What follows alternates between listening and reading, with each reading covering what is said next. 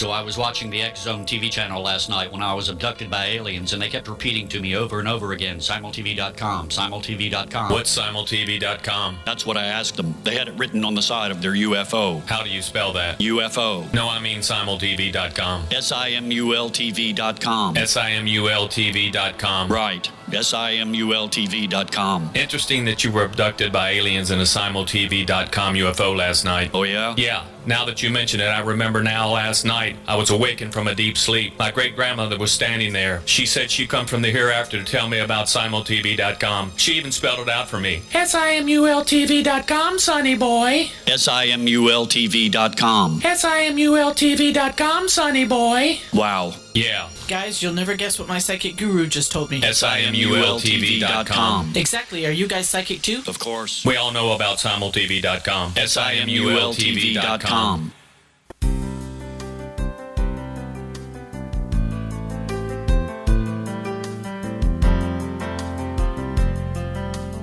Welcome to Mission Evolution Radio Show with Gwilda Wiyaka, bringing together today's leading experts to uncover ever-deepening spiritual truths and the latest scientific developments in support of the evolution of humankind. For more information on Mission Evolution Radio with Gwilda Wiyaka, visit www.missionevolution.org. And now, here's the host of Mission Evolution, Miss Gwilda Wiyaka.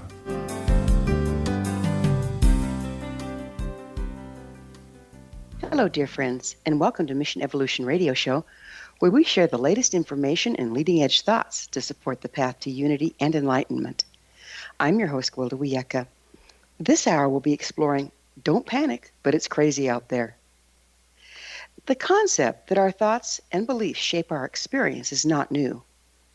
With the increasing instability of the worldwide situation, it might be a good time to examine what our thoughts and beliefs are actually creating.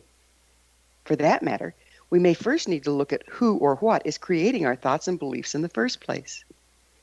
Most of us feel powerless and overwhelmed in the face of increasing environmental and cultural crises.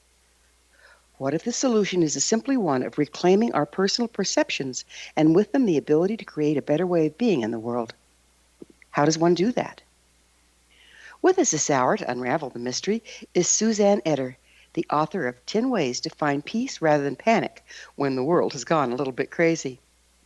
Suzanne is an award-winning writer, healer, transformational teacher, and guide, helping people create lives they love through the Alchemy of Self Love.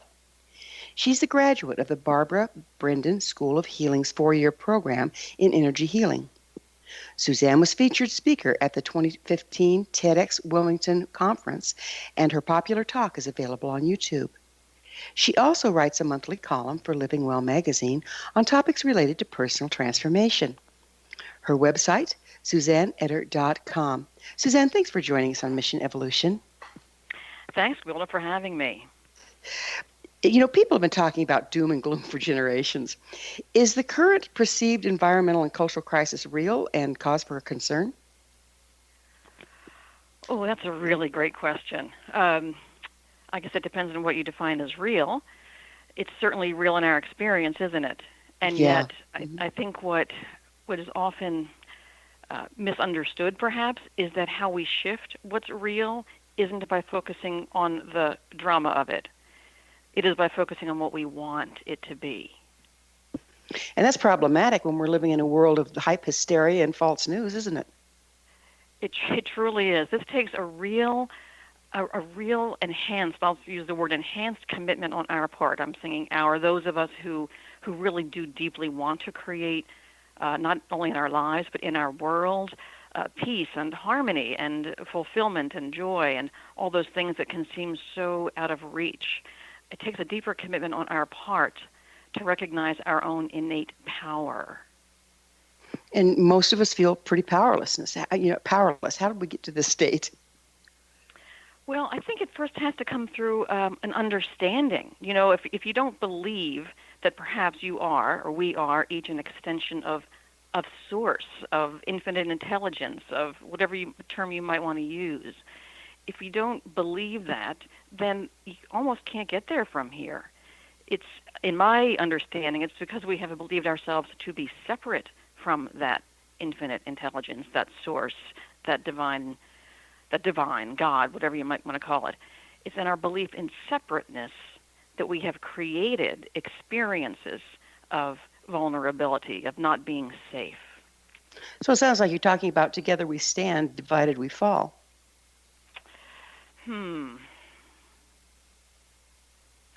Well, yes and no. I really firmly believe that we do each create our own personal reality, and that it's possible for any one of us to master our vibration in such a way that we could create a personal reality of safety and fulfillment, even though many around us are not experiencing that. So how does one... Yeah, go ahead. Well, however, we're human, and we are innately connected, and we want all of us to be happy. We don't want just to be happy by ourselves in the world. So from that perspective, we want to co-create with each other this greater, what we might think of a greater world, heaven on earth. But are we? There's two things we're looking at here. One is the individual creating their personal reality, and two is co-creating a larger reality. How do they differ, and how do they work together?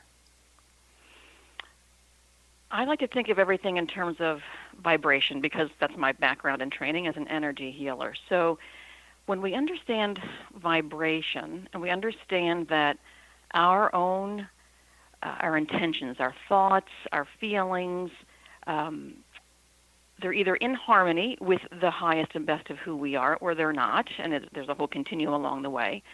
And as we begin to master our ability to bring into harmony our thoughts, our feelings, our intentions with those of our magnificent inner self, then we create a personal vibrational atmosphere that vibrates at a level that lower vibrations cannot affect. It's like the analogy of the radio waves occupying the same airspace. If I'm tuned to channel 93.7, then other frequencies aren't affecting me, so to speak. So that's how we can create a personal reality that's different than a group, the general group reality that we're observing.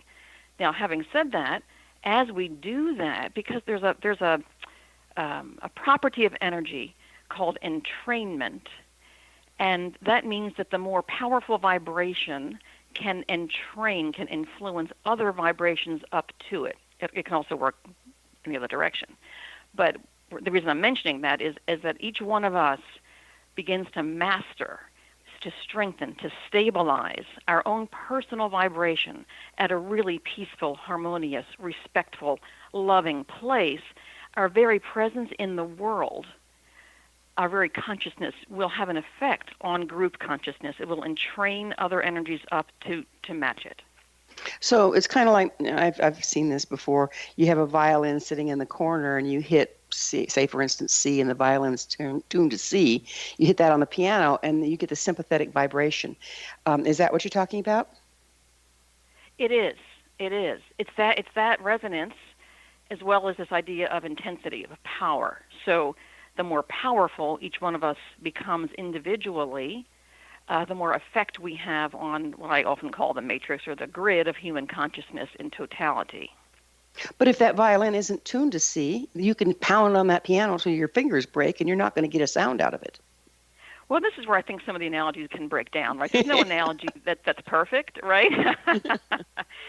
Thankfully, I think in the realm that we're talking of, really, this realm of these non-physical energies, these subtle energies, that entrainment actually can take place.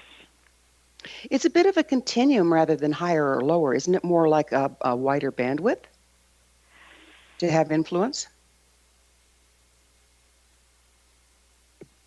I'm not sure, to be honest with you. In how I feel it, how I sense it, is more around strength and stability. Okay. So the stronger and the more consistently, maybe that's the word I'm reaching for, the more consistently I can maintain a really clear, coherent vibration, the more influence my vibration has on others. Okay. It's more entrained with nature then, isn't it? Yes.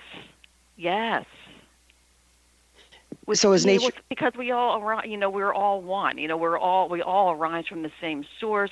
This reality that we're living in on this planet is designed with coherence. It's designed with harmonic energy. So as we tune to the harmony of our own inner being, our own, divine essence, we naturally attune to the vibrations of the environment that we're in, the natural environment that we're in. We've gotten a long ways from that, it would look like out there. What happened? Isn't that the big question, right? Yeah. I always wonder. And from my perspective, what happened is we forgot who we were. We forgot. We lost sight of our innate spiritual nature, or nature of divine, of spirit, of source. We forgot that. We became so entranced with our physical manifested world that we forgot how it's being created, which is through consciousness.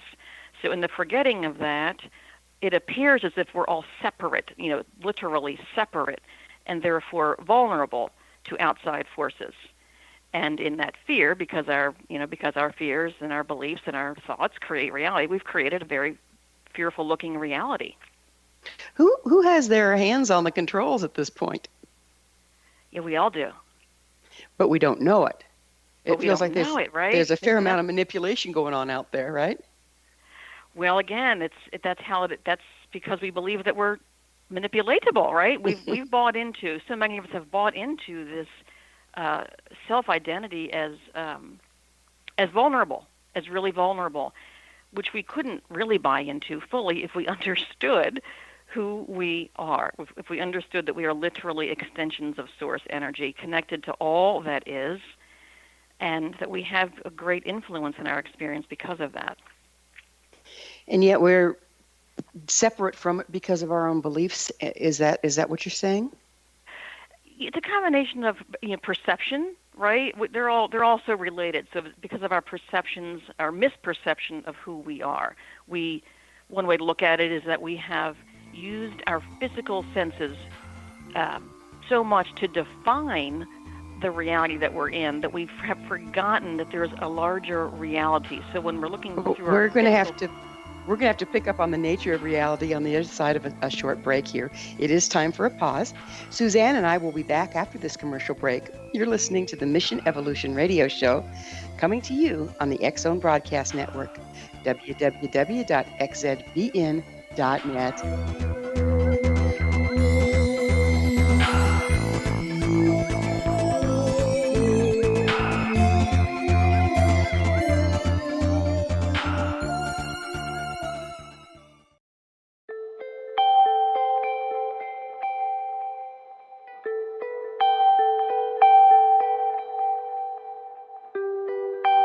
It's hard to listen to the news without realizing we're living in volatile, unprecedented times.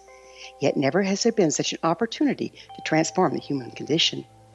As old structures fail, where can we find the guidance to co-create a better way?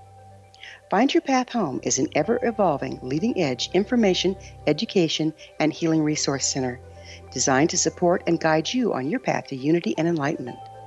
Based on sound principles employed by shamans worldwide, we provide techniques that can support you through the current transitions, offering online shamanic classes, international long-distance shamanic healing sessions, complimentary Mission Evolution radio episodes and Stairway to Heaven TV vignettes, seminars, retreats, and much more.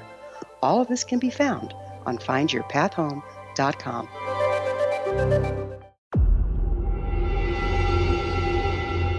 Whether you're a skeptic or a believer, join me, Rob McConnell, as together we'll investigate the world of the paranormal and the science of parapsychology here on the X Zone Radio TV show on XZBN and the X Zone TV channel on Simul TV. Since 1990, the X Zone Radio TV show has been the place where people dare to believe and dare to be heard. Together, we'll investigate UFOs, aliens, ghosts, Bigfoot, psychic phenomenon, lake monsters, conspiracy theories, government cover-ups, the truth embargo, alien abductions, ESP, haunted locations from around the world, and so much more. With over 28 years of broadcasting and more than 4,500 individual guests, the X Zone is truly a place where fact is fiction and fiction is reality, as evidenced by the credibility, integrity, and professionalism of the guests that we bring to our international audience. If you have seen a UFO, had a close encounter, seen a ghost, Bigfoot, lake monster, or a story that you would like to share or have investigated, contact me, Rob McConnell, by sending me your email to xzone@xzoneradiotv.com, or you can call toll-free 1-800-610-7035, extension 143, and on Skype, X Zone Radio TV. For more information on the X Zone Radio TV show with yours truly, Rob McConnell, visit www.xzoneradiotv.com or www.xzonetvchannel.com or simultv.com and xzbn.net. Until next we meet here in the X Zone from our broadcast center and studios in Hamilton, Ontario, Canada, always remember, X Zone Nation, keep your eyes to the sky and your heart in the light.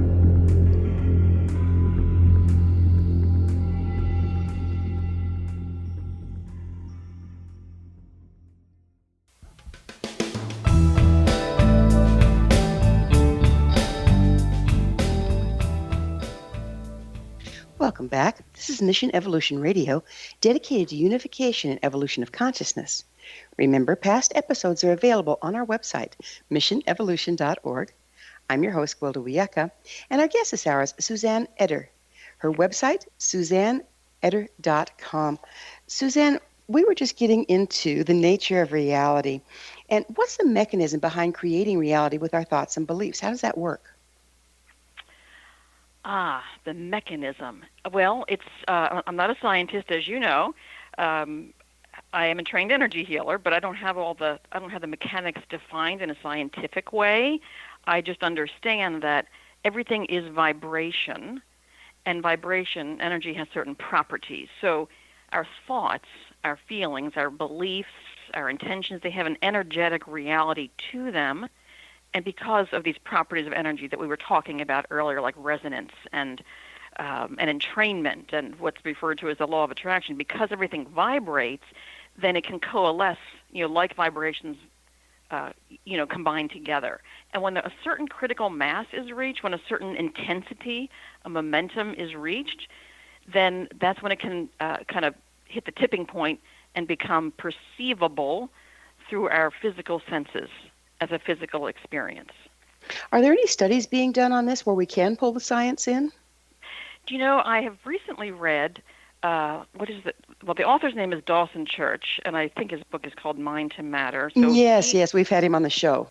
Brilliant man. Yeah, and also, of course, Dr. Joe Dispenza. There are some just wonderful, Bruce Lipton, who I know you've also had on the show before. Mm-hmm. So there are so many really talented, pioneering scientists who are, mapping this out. They're really starting to get the link between thoughts and things. It's leading edge and very much needed right now.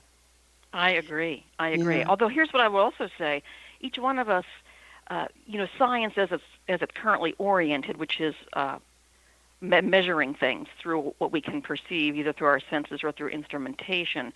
It's still generally an outward focus, and consciousness is an inner experience. And each one of us has the ability to explore our own inner world.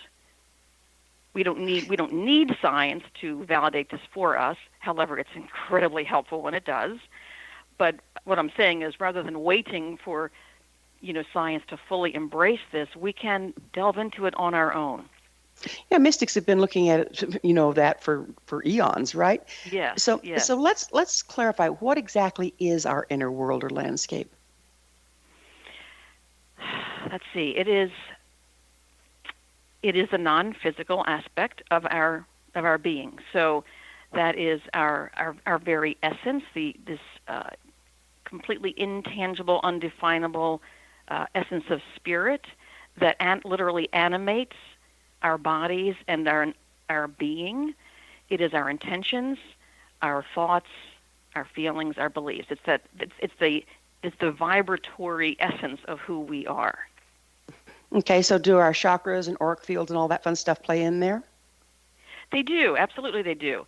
Because our thoughts and our emotions, all those things that I just mentioned, have an energetic reality to them, which, as you know, many people are actually able to perceive through high sense perception. So, yes, we all have an energy field, an individual energy field, and that has chakras and all kinds of really, wonderful elements that are translating things from the non-physical to the physical. So when you're talking about the inner reality, you're talking about inner and outer, but on the non-physical level, is that correct? Yes, I think that's a good way to say it. So it's the non-physical aspect of our human experience, which of course constantly permeates and expresses through the physical as well. Okay. You brought us up something I'd like to go into a little bit. What's the law of attraction? So the law of attraction I'll use the word force for lack of a better one. It's a force that responds to energetic properties, like these properties that we said of resonance and entrainment. And so the law of attraction, it's a powerful force that it's the force that creates the momentum, the intensity that I was referring to earlier. So let's say I have a thought that I am unworthy. And if I continue to think that thought, so my attention is what activates, in a sense, the law of attraction. So as I focus on it, as I hold it, as I believe it, now because I'm focusing on it, it's vibrating more strongly. And the stronger it vibrates, the more thoughts that are similar to it come to me. The more experiences that are similar to it come to me. So that's the law of attraction in action. It's really the means through which, or the force through which, these energetic properties then become intensified, or energetic frequencies become intensified, and then ultimately then precipitate into physical perception. So it's the way we're translating data. In other words, if I think I'm unworthy, the only evidence I'm going to see is that of my unworthiness. Correct. So that creates the reality regardless of what's really going on around us. That creates your reality, yes. Yes, you won't even, just like, again, back to the radio station, if you're tuned to the unworthy channel, that's all you're going to get. Even though there are other vibrations, all around, other wonderful experiences to have, whatever we're tuned to is what we experience. That gives media a whole new meaning, doesn't it? Doesn't it? Yeah. Yes. Yeah, kind of frightening that. So if we are creating our personal reality by what we're choosing to believe, and yet we've been conditioned into our beliefs for generations, how do we start getting control of that puppy? Well, first by understanding that's what's happened, right? We have been conditioned, and once we begin to understand these dynamics of how our thoughts, or the vibration of our thoughts, is actually in effect creating, or at least directing, or attracting what shows up in our reality, then we have a responsibility, I believe, to shift them, right? To really find a way to say, okay, I believe this to be true, and therefore it has become true for me, but this is just one of many truths that I could experience if I'm willing to change how I think and what I believe to be true. So it's really about, I always I use the phrase, the 4 portals of transformation, and they are intention, awareness, willingness, and practice. And so we first want to have an intention, right? I have an understanding here that, oh my gosh, I have been conditioned to believe things about myself and about life that simply are beliefs that we've made true. I want to create a different experience now.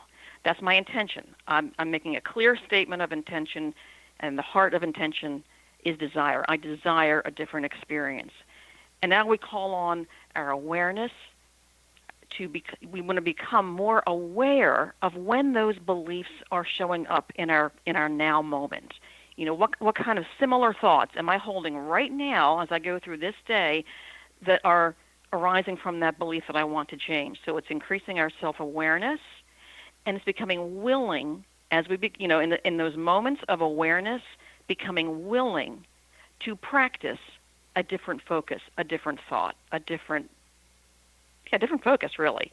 And that's a very high level, of course, but it really is that. It's intention, awareness, willingness, and practice. And as we practice a different way of thinking, a different way of interpreting, then we start to build momentum in that direction. We start to strengthen and stabilize those vibrations, and then we start to experience more and more of that.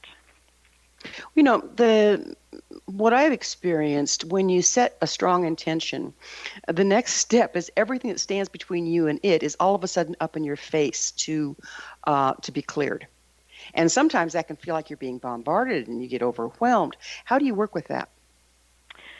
Well, just, again, Gwilda, I think information, education, knowledge is so valuable here, don't you think? Because if I know that, if I understand, this is how it works, my clear intention is like shining a light on everything that isn't it. So I'm going to see it more clearly. And if I know that going in, then I won't react as strongly as if I didn't know that going in, right? So I think just knowing that's like, okay, that's all that's happening here. All that's happening here is that the contrast between what I'm now clear that I want and what I've been thinking all along, that contrast has become more evident to me. So it's just a matter of, I don't mean to make this sound like it's all that easy, because we know that it takes practice. But I think the less dramatic we make it, the easier we make it for ourselves. So it's just understanding, okay, this is how the change process works. As soon as I set an intention, I'm going to become even more aware of all the things that are counter to it. And my job is to not buy into any of those things. One of my personal mantras is, if it's showing up, it's moving up. So as long as I don't buy into those related thoughts or experiences and make them mean something, then I'm withdrawing my focus from them, so I'm slowing down their momentum, and again, I'm focusing in a new direction. It seems like that's fairly destabilizing, though, because we are stable in our dysfunction. And so now you're going into destabilization for a while so you can get the constituent parts so you can rearrange them. Do you have other professionals you refer people out to if they start having trouble with that? I do, sure. If I believe someone needs to be supported through a more conventional form such as therapy or any other kind of modality, I would certainly do that. And I have done that. Yeah, it takes a nice referral base, doesn't it, as we're doing these things? Yes. Well, we're about time for another quick pause, but I really look forward to looking at destabilization and restructuring ourselves on the other side of this break. Suzanne and I will return to our discussion, so you stay right there. This is the Mission Evolution Radio Show on the X-Zone Broadcast Network, www.xzbn.net.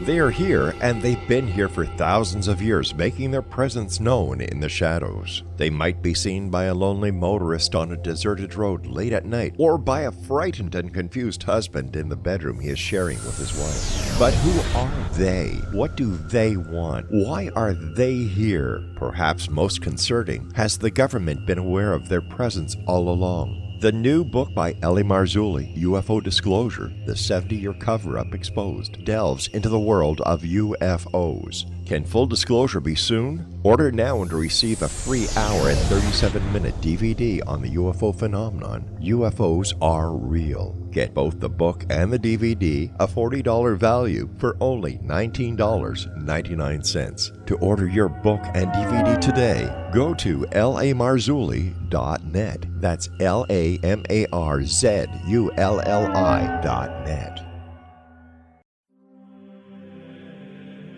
Rob McConnell here, presenting an overview for Nicholas Paul Jennings, author of a fascinating book, Amen. It presents facts revealed by Egyptologists, facts that enable us to understand why Amen is the beginning of creation of God. It provides recommendations for religious leaders of the major religions to unify their beliefs and teach the Word of God. Love one another. Amen informs people how mankind conceived God. It was the Egyptians that developed the concepts of a soul, a hereafter, and Son of God. And finally, after the worship of many gods, they conceived the belief in one universal God, the maker of all there is.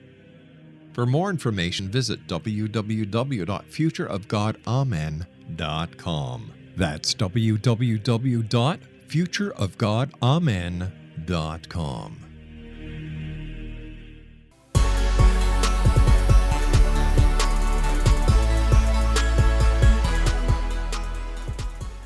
Welcome back. This is the Mission Evolution Radio Show, www.missionevolution.org. We're bringing the latest tools and information to support the path to enlightenment. I'm your host, Gwilda Wiyaka. Our guest this hour is Suzanne Eder. Her website, SuzanneEder.com. Suzanne, we were just about to talk about how destabilizing, and I don't mean that in a bad way, that it can be in order to, break up the matrix that we've become that's, disempowering us in order to co-create a more empowered reality. Can you explain what that looks like, how that happens, and how we can weather it? Well, one thing I'd like to start with my clients and also with myself around that is just softening even. I like the way you said destabilizing, but not in a bad way. It's really understanding that the destabilization is essential, right? It's not a bad thing at all. It's an opportunity to create something totally new. A lot of people are very uncomfortable being in the unknown when that's where we are. That's why it feels destabilizing. That, okay, I've known this world, I've known this life experience that I've had. I haven't yet created a new one. So right now, as I'm in this transition, I'm really in the unknown. And it's in learning how to love ourselves through the unknown that we create stability. So it's in being so kind to ourselves, so compassionate with ourselves. Just, look, I'm learning something totally new here. I'm just giving it more time, more space. I'm going to spend a little more time in meditation. I'm going to really, look for ways to be kind to myself. So, the process of moving through a destabilizing phase can itself be, is itself part of the transformation. And we can choose to do it lovingly. I love that kindness and compassion for yourself. It's so key, isn't it? Because it seems like a lot of the lockdown that we're suffering from is because we're afraid to look at the places we've been unkind and judged against ourselves. So isn't this a process of learning the lie and letting it go? Yes, learning to see our self-judgments as the lie, as the untruth. Understanding that, oh my gosh, this thing that I've been torturing myself with that I thought was so wrong with me, this was the judgment itself was what was, in a sense, wrong, So, it's learning to see the truth of, oh my gosh, what I've been believing to be true about myself is not true. And being willing to, I call it reach for the deeper truth, reach for a deeper truth, reach for the more loving truth. And that's what we're talking about here, is kind of unhooking from one grid and creating a new one to plug into. And there's a transitional period around all that. It seems like these... Go ahead. Again, I think in that transition, this is true always, but particularly when we are unhooking from something that's familiar, not healthy, but familiar, when we're unhooking from the familiar and moving into the unknown, we need to exercise the utmost care and compassion and kindness. Because if we don't, then we just launch ourselves back into the old way of self-judgment, which is what got us stuck to begin with. Right, just new judgments and a bigger mess. Exactly. Right. Exactly. It's such an alchemical time when everything's up in the air for grabs. So being very mindful of exactly what you're doing and thinking at all times is really important, isn't it? It really is. It really is. And I think what can make that challenging is, again, because of our tendency to self-judge, we think, oh, I have to monitor every thought. Oh my gosh. Oh gosh, that was a bad thought. And we turn that into an exercise of self-judgment. So it's being mindful and kind. I say mindful and kindful. It's like, okay, wow, that thought just came in so quickly, and that was not close to a loving thought. Let me just pause here and redirect. So it's so essential that we be mindful, but in a really again, a very kind way, with this clear intention. I'm going to be practicing a new way of seeing myself and a new way of relating to myself. Haven't we created the old matrix around our avoidance, our damage, our patterns, our triggers? How can we uncover those things so that we can see the anatomy of what we're trying to dismantle? Boy, there's a real art to this. There's such an art to this, because as we recognize that old matrix of stuff that isn't true, but that we believed to be true, if we spend a lot of time trying to figure out how did that originate and how long have I been carrying this and how do I we're back vibrating with it. We're focusing on it and we're vibrating with it. So there's a real art here that involves recognizing the damaging false beliefs that we've held about ourselves, but not spending so much time trying to understand them and figure them out and dismantle them that we actually feed them. So it's you don't go through the garbage can before you take it out. Right, Yeah. right. You just but there's a fine line between that and denial, isn't there? I mean, that's what's so delicate. Mm-hmm. There can be. That's exactly right. That's why there are people like you and I who can help people, kind of fine-tune their level of discernment, because this is such a journey of self-awareness, isn't it? I mean, you're becoming more and more finely attuned to the nuances of our thought processes, the nuances of our feelings, and learning to recognize, these are life-affirming, self-affirming. These are not. Without going into what I call the paste-over, I think it's what you're in that land with the word denial. One of the challenges of this kind of a journey is that once we start recognizing, thoughts that are fearful or potentially harmful to ourselves, we go, oh, there's one, and we just immediately paste it over with something else. Mm-hmm. But that doesn't work.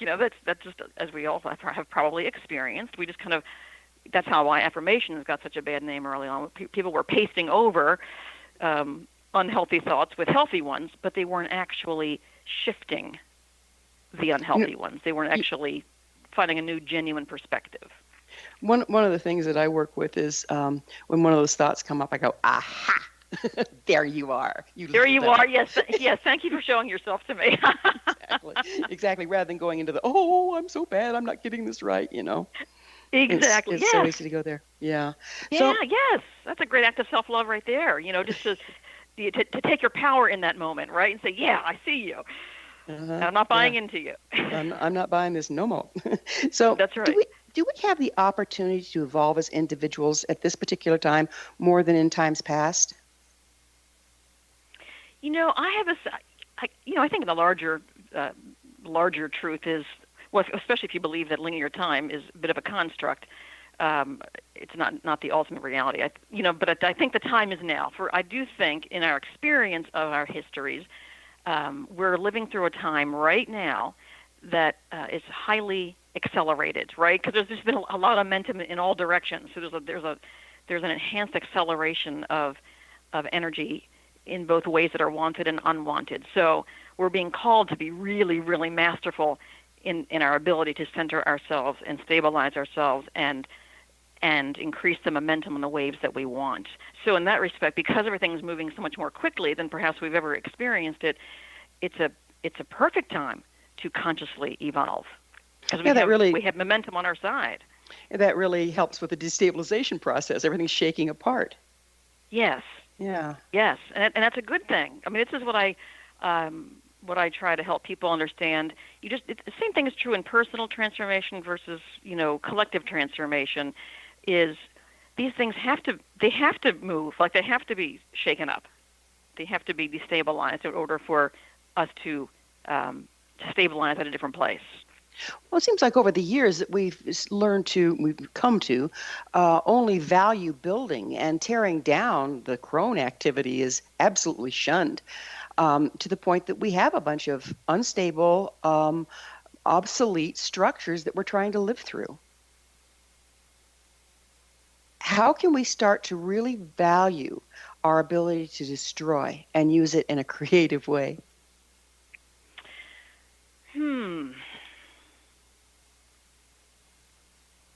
Well, how do I want to respond to that one? That's a really great question.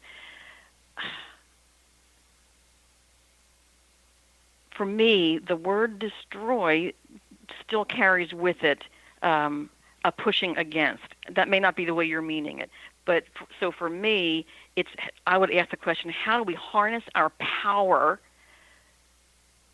to create by pulling it away from what isn't working and investing it in what is? And the pulling away is what looks like it's being destroyed. Exactly, that is the destruction, right? Yeah, it's the withdrawal of energy from something. And of course that's immensely valuable, right?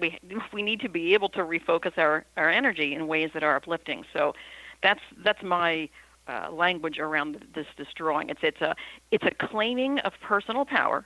So it's very powerful, right? So right now I've been focusing in a way in an institution or in a direction or whatever it might be, a self-talk that is so harmful to me. And so I'm going to consciously choose to to harness that. I'm going to bring it in. I'm going to gather my power to me. That's one of my mantras. In love and through love, I gather my power to me, and then I refocus it elsewhere. So in that gathering to me, of course, the thing I'm removing energy from is being dissolved or dismantled. Right. And that is the key to creation, isn't it? First, we have to start that dissolution process because everything's tied up until we do. I think they happen together. I think the intention, we can start as we start investing our focus and attention on what we're creating, we're at the same time withdrawing it from that which we no longer want to support. Mm-hmm. Yeah, redirection. Very, very, very powerful thoughts there. So, well, we are going to have to take another break. Suzanne and I will be back shortly, so don't you dare go away. You're listening to the Mission Evolution Radio Show on the X Zone Broadcast Network, www.xzbn.net. We'll talk more about evolution and devolution on the other side, so don't you dare go away.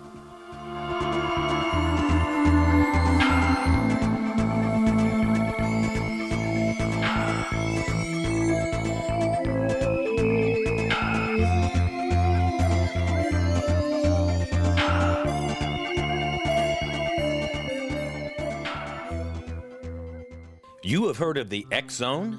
Now watch it on Simul TV, plus 500 video games, live TV channels, free video on demand, worldwide, and more. Does this sound like tomorrow's television? Well, it is, but you can have it today, right now. It is Simul TV. Simul TV offers what the others only wish they could provide. 15 exclusive channels like X Zone, sci-fi, and horror. We are worldwide. No other provider offers that. 500 built-in video games. No need to have an extra expensive system. We have them included. Free video on demand. Live streaming events from around the world. Interactive online network, and much more. Tomorrow's TV today. Simul TV. Sound too good to be true? Well, it's not. You can have Simul TV today. Sign up at simultv.com. Do it today.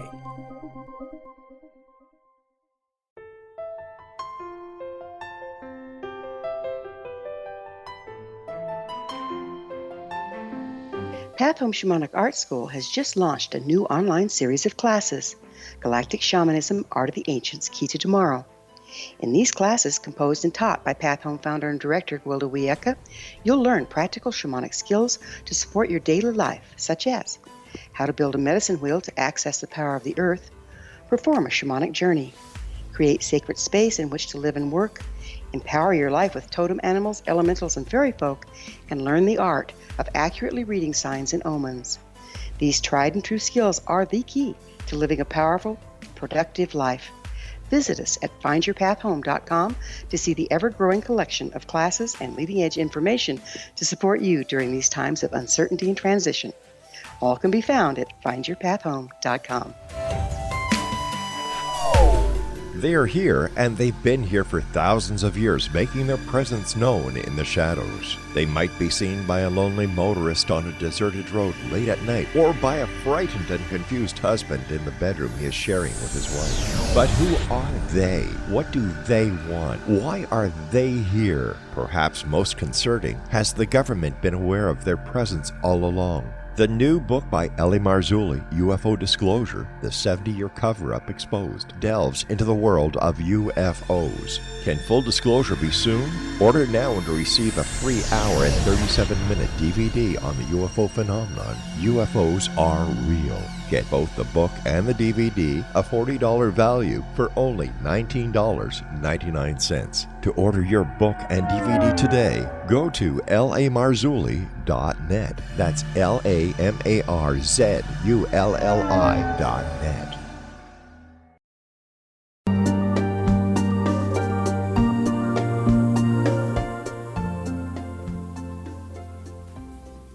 Welcome back. This is the Mission Evolution Radio Show, www.missionevolution.org, bringing the latest developments in an evolving world. I'm your host, Gwilda Wiyaka. I always love suggestions from my listeners. Email me at info@missionevolution.org to propose a topic or a guest that's on your mind. I'm sure we'll all enjoy them. Our guest this hour is Suzanne Eder. Her website is SuzanneEder.com. Suzanne, I'd like to talk a little bit about the alchemy of self-love. What is that? Well, it's a phrase that I began using to convey what I'm calling the powerful magic of self-love. And I'm defining self-love as recognizing, as honoring, and expressing the truth of who we are. How we view ourselves, what we believe to be true about ourselves and our inherent worth and power is the single biggest determinant of whether we live genuinely fulfilling lives. So, as we've been talking, because we live in this vibrational universe, the kinder and more respectful I am to myself, the kinder and more respectful the world is to me, because our outer world mirrors our inner one. So I use the word alchemy because I love its magical connotations and because it really refers to changing the essence of something rather than just the form of it. It's transmuting. So we're changing our state of being through this alchemy of self-love. And what I mean by that is that when we bring our intentions, our thoughts, and our feelings into harmony with the essence of who we are, we change our vibrational state of being into one that really can attract the ideas, the inspiration, the opportunities to reflect that state of being in the outer world. So once again, it's a process of if you're going to express through who you are, you have to figure out who you are. Yeah, that's right. Yeah, I mean, self-love, I look at self-love really as self-awareness, because when we recognize the truth of who we are, that's a whole different ballgame from what we've believed ourselves to be, right? Exactly. So true self-love, it starts with awareness, recognizing that truth of who we are, and then, of course, choosing to honor it and express it. And that's where some of those fears can come in. Like I might have a moment in meditation where I really have this deep known, oh my gosh, I'm magnificent. I'm an expression of the divine, and have this incredible mystical moment. And then we go into our day-to-day lives, and those limiting beliefs show up, and they kind of hamper our ability to express that deeper knowing. So it's definitely a journey, as we've been talking this whole time. It's a journey. But I think the reason I like to say the alchemy of self-love is to emphasize fundamentally that love is who we are, and that loving ourselves forward is the only sane and fulfilling way to create the kind of life that we want. What are some of the greatest misconceptions people have about self-love? First, believing that it's selfish, I think, is one of the biggest ones, when really the opposite is true.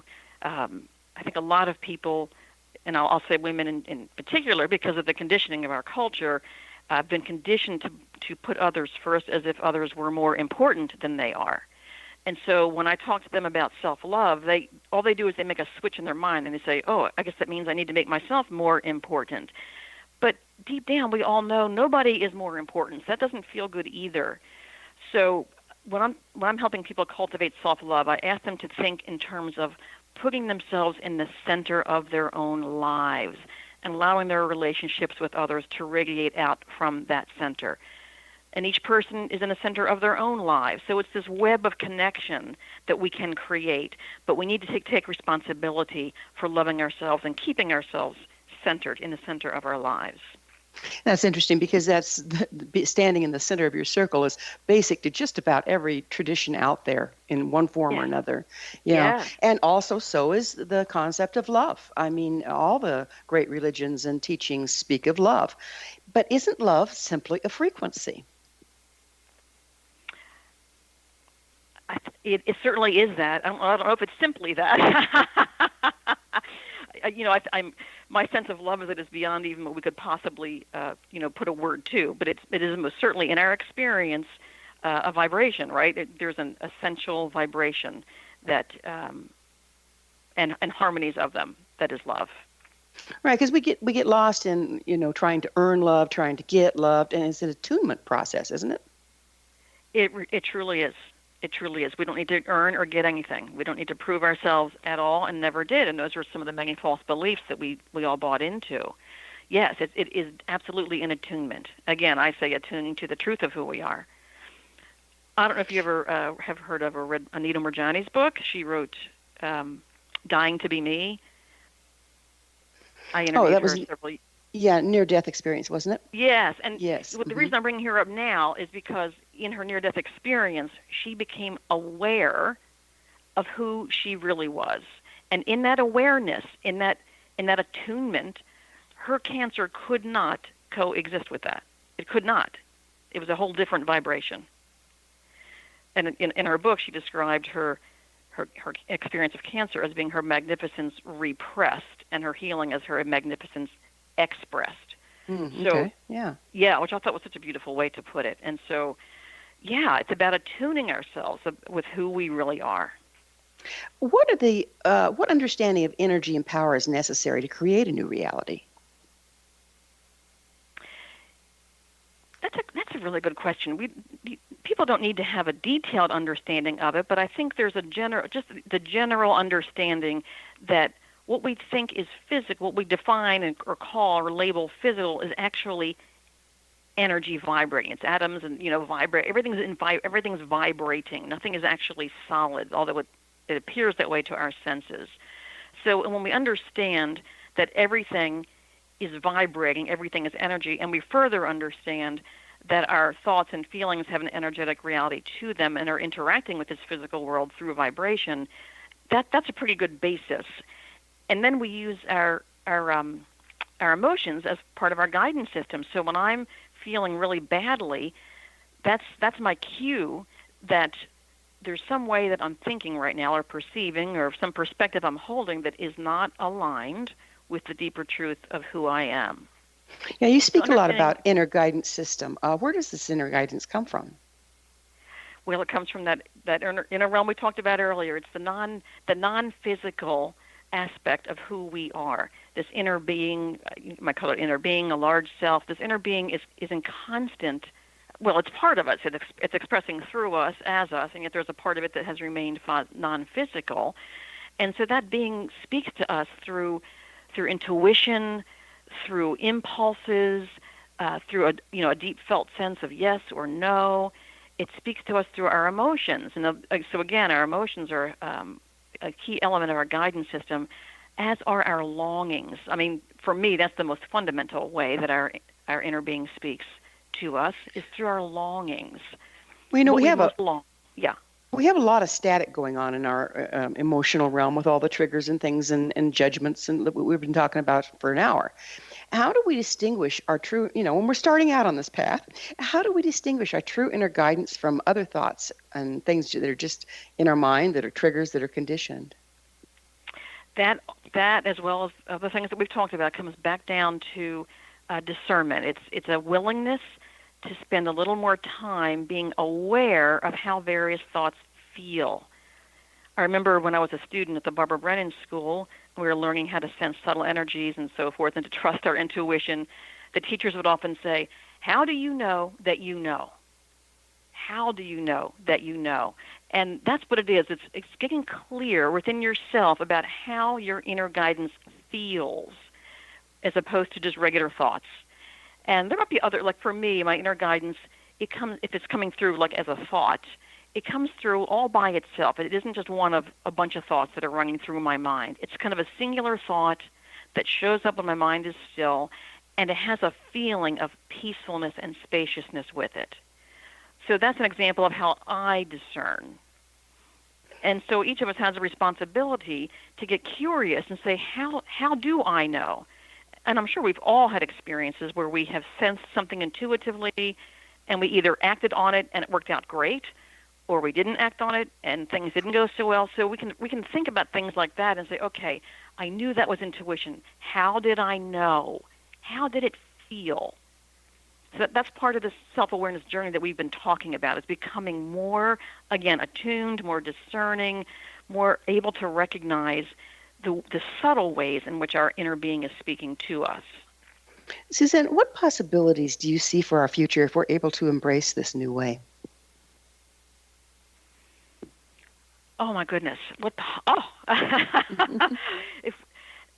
Gosh, anything's possible. I use the phrase "heaven on earth." I see the possibility of our literally living in harmony with one another, valuing the immense diversity and variety of all the life forms. Living joyfully, being able to express our creativity, being able to feel fulfilled, and to be abundantly supported in all of that. So it sounds utopian. And it's kind of sad that it sounds that way, because I think it was designed to be that way, but we've strayed so far from that design that it seems almost impossible now. But I think as more and more of us kind of reclaim this deep inner knowing and start living more and more from that place, we are lights. We become beacons. We become examples of what's possible. Well, I like what you're seeing there. I'll give it my vote. Yes. Yeah. Well, Good. Thank you. Yeah, it is hard to believe, but we are out of time. Suzanne, thank you so much for coming on the show. And thank you, Gil. This has been so enlivening. Yeah, I've just really enjoyed it. Our guest this hour has been Suzanne Eder, author of 10 Ways to Find Peace Rather Than Panic When the World Has Gone a Little Crazy. Her website, SuzanneEder.com. Remember to join our email family to stay abreast of all the exciting new things we have coming up at missionevolution.org. This has been the Mission Evolution Radio Show with Gwilda Wiyaka on the X Zone Broadcast Network, www.xzbn.net. Join us next time as the mission continues to bring information, resources, and support to an evolving world.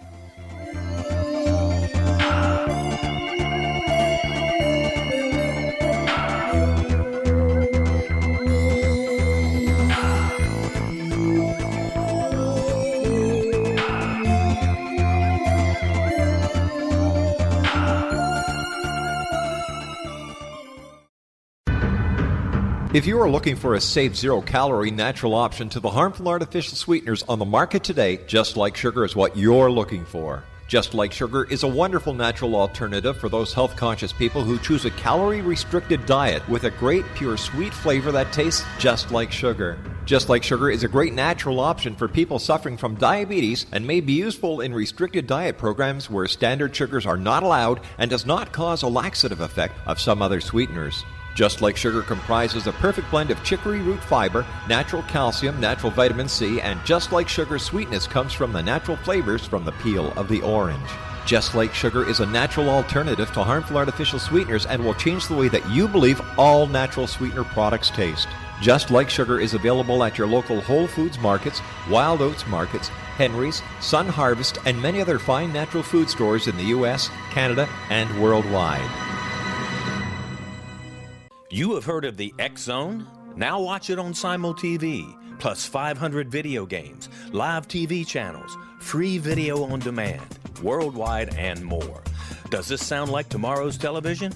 Well, it is, but you can have it today, right now. It is Simul TV. Simul TV offers what the others only wish they could provide. 15 exclusive channels like X Zone, Sci-Fi, and Horror. We are worldwide. No other provider offers that.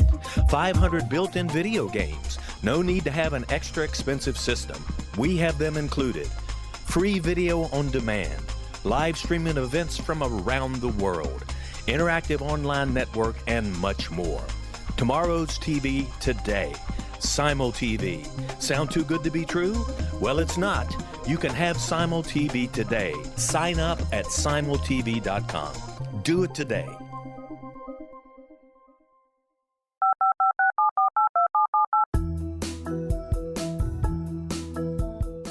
Did you know that when you're on the road with limited data or Wi-Fi, you can still listen to the X Zone Radio Show with Rob McConnell, The Science of Magic with Gwilda Wiyaka, X-1, Dimension X, Space Patrol, and every minute of the X Zone broadcast network by calling 213-401-0080, courtesy of Audio Now.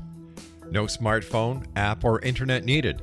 It saves your data plan and it's free if you have unlimited minutes. Call 213-401-0080 to listen on any phone, anytime, anywhere. Remember 213-401-0080 for the best of the paranormal, parapsychology, and sci-fi radio programming anywhere, 24/7, 365.